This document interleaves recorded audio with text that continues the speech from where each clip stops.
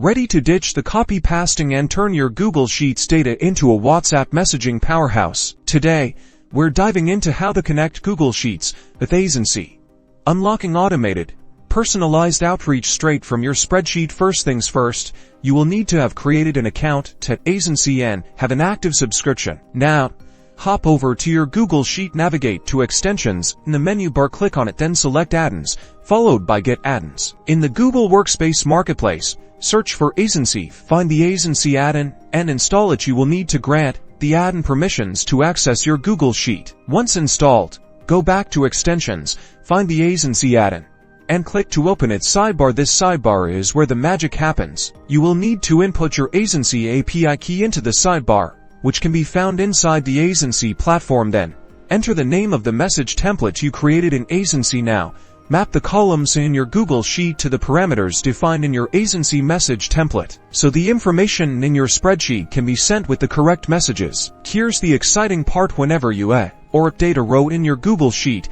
Aisensy automatically triggers a personalized WhatsApp message to the number in a row. Watch as the message status column updates to confirm successful delivery or flag any errors. And that's it.